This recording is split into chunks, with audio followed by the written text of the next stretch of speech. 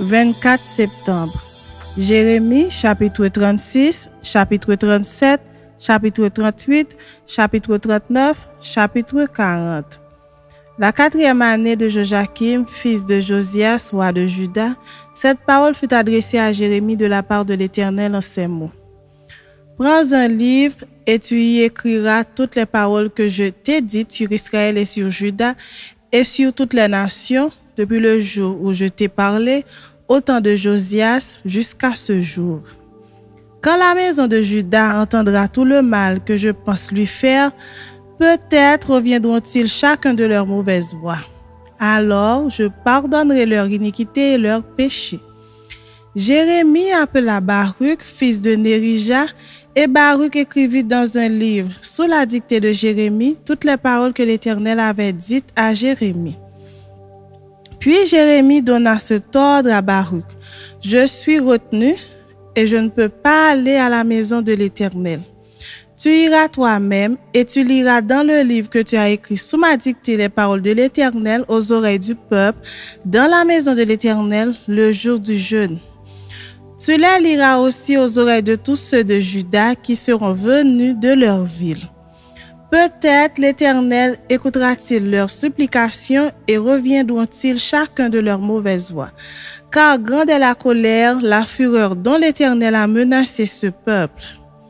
Baruch, fils de Nérija, fit tout ce que lui avait ordonné Jérémie, le prophète, et lut dans le livre les paroles de l'Éternel dans la maison de l'Éternel.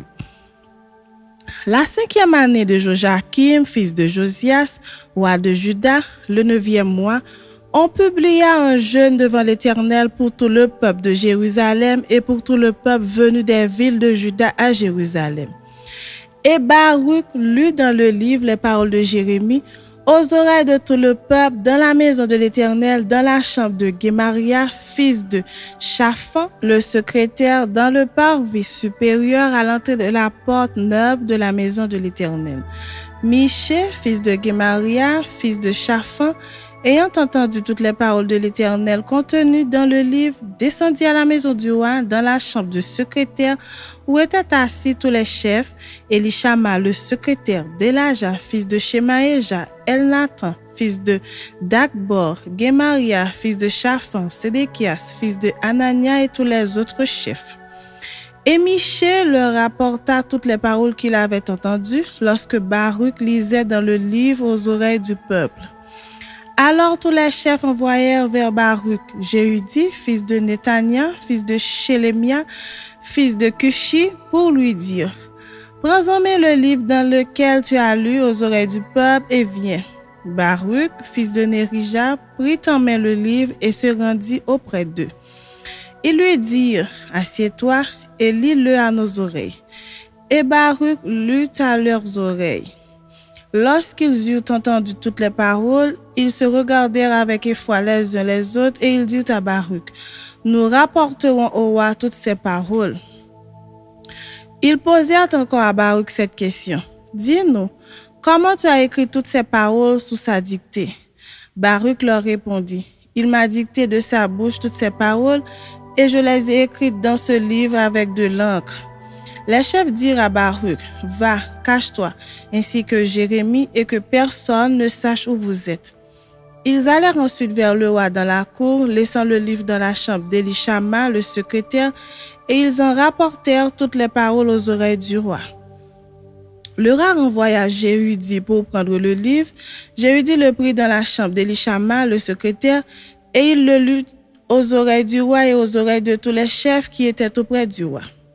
Le roi était assis dans la maison d'hiver, c'était au 9e mois, et un brasier était allumé devant lui. Lorsque Jéhudi eut lu 3 ou 4 feuilles, le roi coupa le livre avec le canif du secrétaire et le jeta dans le feu du brasier où il fut entièrement consumé. Le roi et tous ses serviteurs qui entendirent toutes ces paroles ne furent point effrayés et ne déchirèrent point leurs vêtements. Elnathan, Delaja et Guémaria avaient fait des instances auprès du roi pour qu'il ne brûlât pas le livre, mais il ne les écouta pas. Le roi ordonna à Jérakméel, fils du roi, à Seraja, fils d'Azriel, et à Shelemia, fils d'Abdéel, de saisir Baruch, le secrétaire, et Jérémie, le prophète. Mais l'Éternel les cacha.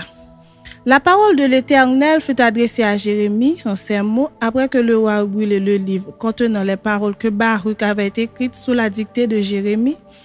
Prends de nouveau un autre livre et tu y écriras toutes les paroles qui étaient dans le premier qu'a brûlé Joachim, roi de Juda. Et sur Joachim, roi de Juda, tu diras: Ainsi parle l'Éternel, tu as brûlé ce livre en disant: Pourquoi as-tu écrit ces paroles? Le roi de Babylone viendra, il détruira ce pays et il en fera disparaître les hommes et les bêtes. C'est pourquoi ainsi parle l'Éternel sur Joachim, roi de Juda. Aucun des siens ne sera assis sur le trône de David et son cadavre sera exposé à la chaleur pendant le jour et au froid pendant la nuit. Je le châtierai, lui, sa postérité et ses serviteurs, à cause de leur iniquité, et je ferai venir sur eux, sur les habitants de Jérusalem et sur les hommes de Juda, tous les malheurs dont je les ai menacés, sans qu'ils aient voulu m'écouter. Jérémie prit un autre livre et le donna à Baruch, fils de Nérija, le secrétaire. Baruch y écrivit, sous la dictée de Jérémie, toutes les paroles du livre qu'avait brûlé au feu Joachim, roi de Juda. Beaucoup d'autres paroles semblables y furent encore ajoutées. Chapitre 37. Sédéchias, fils de Josias, régna à la place de Jéconia, fils de Joachim, et fut établi roi dans le pays de Juda par Nebuchadnezzar, roi de Babylone. Ni lui, ni ses serviteurs, ni le peuple du pays n'écoutèrent les paroles que l'Éternel prononça par Jérémie le prophète. Le roi Sédéchias envoya Jucal, fils de Shelemia, et Sophonie, fils de Maazéja, le sacrificateur, vers Jérémie le prophète pour lui dire: Intercède en notre faveur auprès de l'Éternel notre Dieu. Or Jérémie allait et venait parmi le peuple, on ne l'avait pas encore mis en prison. L'armée de Pharaon était sortie d'Égypte et les Chaldéens qui assiégeaient Jérusalem, ayant appris cette nouvelle, s'étaient retirés de Jérusalem. Alors la parole de l'Éternel fut adressée à Jérémie, le prophète, en ces mots. Ainsi parle l'Éternel, le Dieu d'Israël. Vous direz au roi de Juda qui vous a envoyé vers moi pour me consulter. Voici l'armée de Pharaon qui était en marche pour vous secourir retourne dans son pays en Égypte. Et les Chaldéens reviendront, ils attaqueront cette ville, ils la prendront et la brûleront par le feu. Ainsi parle l'Éternel, ne vous faites pas d'illusions en disant, les Chaldéens s'en iront loin de nous, car ils ne s'en iront pas. Et même quand vous battriez toute l'armée des Chaldéens qui vous font la guerre, quand il ne resterait d'eux que des hommes blessés, ils se relèveraient chacun dans sa tente et brûleraient cette ville par le feu. Pendant que l'armée des Chaldéens s'était éloignée de Jérusalem à cause de l'armée de Pharaon, Jérémie voulut sortir de Jérusalem pour aller dans le pays de Benjamin et s'échapper du milieu du peuple. Lorsqu'il fut à la porte de Benjamin, le commandant de la garde, nommé Jireja, fils de Shelemia, fils de Hanania, se trouvait là, et il saisit Jérémie, le prophète, en disant: Tu passes aux Chaldéens. Jérémie répondit: C'est faux, je ne passe pas aux Chaldéens. Mais Jireja ne l'écouta point. Il arrêta Jérémie et le conduisit devant les chefs. Les chefs, irrités contre Jérémie, le frappèrent et le mirent en prison dans la maison de Jonathan, le secrétaire, car ils en avaient fait une prison. Ce fut ainsi que Jérémie entra dans la maison et dans les cachots où il resta longtemps. Le roi Sédéchias l'envoya chercher et l'interrogea secrètement dans sa maison. Il dit: Y a-t-il une parole de la part de l'Éternel? Jérémie répondit: Oui, et il ajouta: Tu seras livré entre les mains du roi de Babylone. Jérémie dit encore au roi Sédéchias: En quoi ai-je péché contre toi, contre tes serviteurs et contre ce peuple, pour que vous m'ayez mis en prison? Et où sont vos prophètes qui vous prophétisaient en disant: Le roi Babylone ne viendra pas contre vous, ni contre ce pays? Maintenant, écoute, je te prie, ô roi mon Seigneur, et que mes supplications soient favorablement reçues devant toi. Ne me renvoie pas dans la maison de Jonathan, le secrétaire, de peur que je n'y meure. Le roi Sédéchias ordonna qu'on garde à Jérémie dans la cour de la prison et qu'on lui donna chaque jour un pain de la rue des boulangers jusqu'à ce que tout le pain de la ville fût consommé. Ainsi Jérémie demeura dans la cour de la prison. Chapitre 38.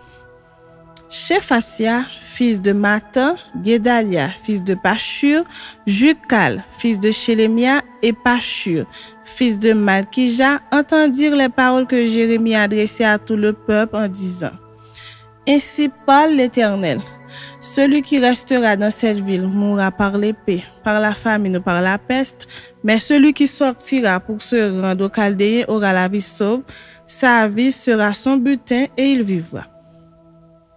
Ainsi parle l'Éternel, cette ville sera livrée à l'armée du roi de Babylone qui la prendra.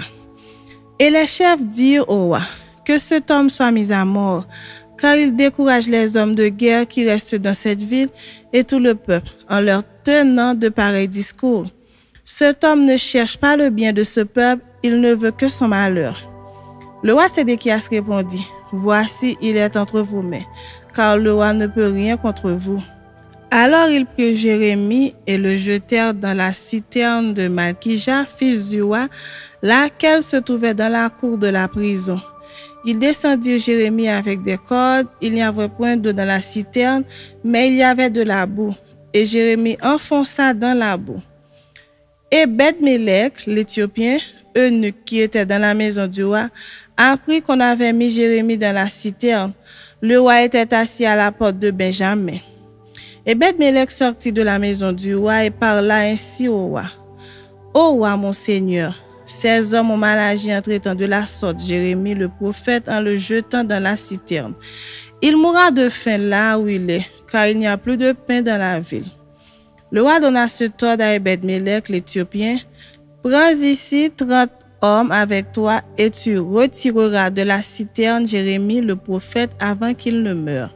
Ebed-Mélec prit avec lui les hommes et se rendit à la maison du roi dans un lieu au-dessous du trésor. Il en sortit des lambeaux usés de vieux haillons et les descendit à Jérémie dans la citerne avec des cordes.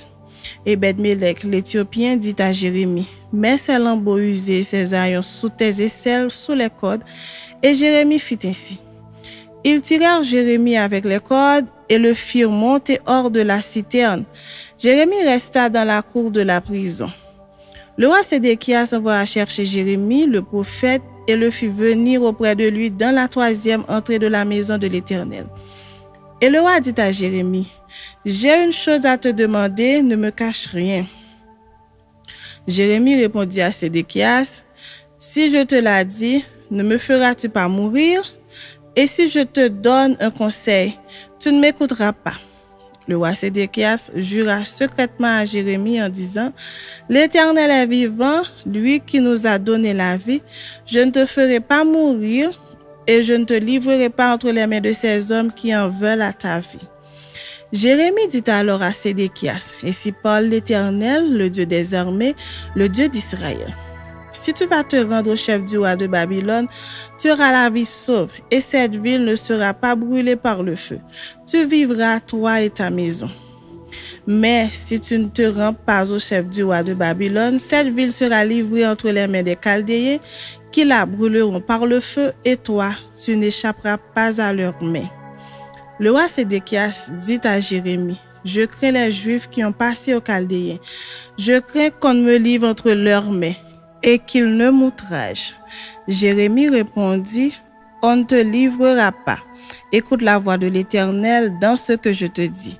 Tu t'en trouveras bien et tu auras la vie sauve.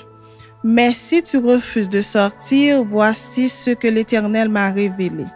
Toutes les femmes qui restent dans la maison du roi de Juda seront menées au chef du roi de Babylone et elles diront, tu as été trompé, dominé par ceux qui t'annonçaient la paix.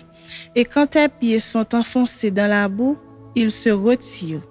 Toutes tes femmes et tes enfants seront menés aux Chaldéens et toi, tu n'échapperas pas à leurs mains. Tu seras saisi par la main du roi de Babylone et cette ville sera brûlée par le feu. Sédéchias dit à Jérémie que personne ne sache rien de ces discours et tu ne mourras pas. Si les chefs apprennent que je t'ai parlé et s'ils viennent te dire, rapporte-nous ce que tu as dit au roi et ce que le roi t'a dit, ne nous cache rien et nous ne te ferons pas mourir. Tu leur répondras, j'ai supplié le roi de ne pas me renvoyer dans la maison de Jonathan, de peur que je n'y meure. Tous les chefs vinrent auprès de Jérémie et le questionnèrent. Il leur répondit entièrement comme le roi l'avait ordonné. Ils gardèrent alors le silence et se retirèrent car la chose ne s'était pas répandue. Jérémie resta dans la cour de la prison jusqu'au jour de la prise de Jérusalem. Chapitre 39. Lorsque Jérusalem fut prise, la 9e année de Sédéchias, roi de Juda, le 10e mois, Nebuchadnezzar, roi de Babylone, vint avec toute son armée devant Jérusalem et en fit le siège. La 11e année de Sédéchias, le 9e jour du 4e mois, la brèche fut faite à la ville. Tous les chefs du roi de Babylone s'avancèrent et occupèrent la porte du milieu. Nergal-Charitser, Samgar-Nebu, Sarsekim, chef des eunuques, Nergal-Charitser, chef des mages, et tous les autres chefs du roi de Babylone. Dès que Sédéchias, roi de Juda, et tous les gens de guerre les eurent vus, ils s'enfuirent et sortirent de la ville pendant la nuit par le chemin du jardin du roi, par la porte entre les deux murs, et ils prirent le chemin de la plaine. Mais l'armée des Chaldéens les poursuivit et atteignit Sédéchias dans les plaines de Jéricho. Ils le prirent et le firent monter vers Nebuchadnezzar, roi de Babylone, à Ribla, dans le pays de Hamath, et il prononça contre lui une sentence. Le roi de Babylone fit égorger à Ribla les fils de Sédéchias en sa présence. Le roi de Babylone fit aussi égorger tous les grands de Juda. Puis il fit crever les yeux à Sédéchias et le fit lier avec des chaînes d'airain pour l'emmener à Babylone. Les Chaldéens brûlèrent par le feu la maison du roi et les maisons du peuple, et ils démolirent les murailles de Jérusalem. Nebuzaradan, chef des gardes, emmena captifs à Babylone ceux du peuple qui étaient demeurés dans la ville, ceux qui s'étaient rendus à lui et le reste du peuple. Mais Nebuzaradan, chef des gardes, laissa dans le pays de Juda quelques-uns des plus pauvres du peuple, ceux qui n'avaient rien, et il leur donna alors des vignes et des champs. Nebuchadnezzar, roi de Babylone, avait donné ce ordre au sujet de Jérémie par Nebuzaradan, chef des gardes. Prends-le et veille sur lui. Ne lui fais aucun mal, mais agis à son égard comme il te dira. Nebuzaradan, chef des gardes, Nebuzaradan, chef des eunuques, Nergal-Charitser, chef des mages, et tous les chefs du roi de Babylone envoyèrent chercher Jérémie dans la cour de la prison, et ils le remirent à Gédalia, fils d'Achikam, fils de Shaphan, pour qu'il fût conduit dans sa maison. Et il resta au milieu du peuple. La parole de l'Éternel fut adressée à Jérémie en ces mots pendant qu'il était enfermé dans la cour de la prison. Va, parle à Ebed-Mélec, l'Éthiopien, et dis-lui, ainsi parle l'Éternel des armées, le Dieu d'Israël. Voici, je vais faire venir sur cette ville les choses que j'ai annoncées pour le mal et non pour le bien. Elles arriveront en ce jour devant toi. Mais en ce jour, je te délivrerai, dit l'Éternel, et tu ne seras pas livré entre les mains des hommes que tu crains. Je te sauverai et tu ne tomberas pas sous l'épée. Ta vie sera ton butin parce que tu as eu confiance en moi, dit l'Éternel. Chapitre 40. La parole qui fut adressée à Jérémie de la part de l'Éternel, après que Nebuzaradan, chef des gardes, l'eut envoyé de Rama. Quand il le fit chercher, Jérémie était lié de chaînes parmi tous les captifs de Jérusalem et de Juda qu'on emmenait à Babylone. Le chef des gardes envoya chercher Jérémie et lui dit, « L'Éternel, ton Dieu, a annoncé ses malheurs contre ce lieu. L'Éternel a fait venir à exécuter ce qu'il avait dit, et ces choses vous sont arrivées parce que vous avez péché contre l'Éternel et que vous n'avez pas écouté sa voix. Maintenant, voici, je te délivre aujourd'hui des chaînes que tu as ommées. Si tu veux venir avec moi à Babylone, viens, j'aurai soin de toi. Si cela te déplaît de venir avec moi à Babylone, ne viens pas. Regarde, tout le pays est devant toi. Va où il te semblera bon et convenable d'aller. Et comme il tardait à répondre, retourne, ajouta-t-il vers Guédalia, fils d'Achikam, fils de Shaphan, que le roi de Babylone a établi sur les villes de Juda, et reste avec lui parmi le peuple. Ou bien va partout où il te conviendra d'aller. Le chef des gardes lui donna des vivres et des présents et le congédia. Jérémie alla vers Guédalia, fils d'Achikam, à Mitzpah, et il resta avec lui parmi le peuple qui était demeuré dans le pays. Lorsque tous les chefs des troupes qui étaient dans les campagnes eurent appris, eux et leurs hommes, que le roi de Babylone avait établi gouverneur du pays Guédalia, fils d'Achikam, et qu'il lui avait confié les hommes, les femmes, les enfants et ceux des pauvres du pays qu'on n'avait pas emmenés captifs à Babylone, ils se rendirent auprès de Guédalia à Mitzpah, savoir Ismaël, fils de Netania, Jochanan et Jonathan, fils de Karéak, Seraja, fils de Tanumet, les fils d'Ephaï de Netopha et Jézania, fils de Maakatit, eux et leurs hommes. Guédalia, fils d'Achikam, fils de Shaphan, leur jura à eux et à leurs hommes en disant: ne craignez pas de servir les Chaldéens, demeurez dans le pays, servez le roi de Babylone et vous vous en trouverez bien. Moi, je reste à Mitzpah pour être présent devant les Chaldéens qui viendront vers nous. Et vous, faites la récolte du vin, des fruits d'été et de l'huile, mettez-les dans vos vases et demeurez dans vos villes que vous occupez. Tous les Juifs qui étaient au pays de Moab, chez les Ammonites, au pays d'Édom et dans tous les pays apprirent que le roi de Babylone avait laissé un reste dans Juda et qu'il leur avait donné pour gouverneur Guédalia, fils d'Achikam, fils de Shaphan. Et tous les Juifs revinrent de tous les lieux où ils étaient dispersés. Ils se rendirent dans le pays de Juda, vers Guédalia à Mitzpah, et ils firent une abondante récolte de vin et de fruits d'été. Jochanan, fils de Karéach, et tous les chefs de troupes qui étaient dans la campagne vinrent auprès de Guédalia à Mitzpah et lui dirent: sais-tu que Baalis, roi des Ammonites, a chargé Ismaël, fils de Netania, de t'ôter la vie? Mais Guédalia, fils d'Achikam, ne les crut point. Et Jochanan, fils de Karéach, dit secrètement à Guédalia à Mitzpah: permets que j'aille tuer Ismaël, fils de Netania. Personne ne le saura. Pourquoi t'ôterait-il la vie? Pourquoi tous ceux de Juda rassemblés auprès de toi se disperseraient-ils et le reste de Juda périrait-il?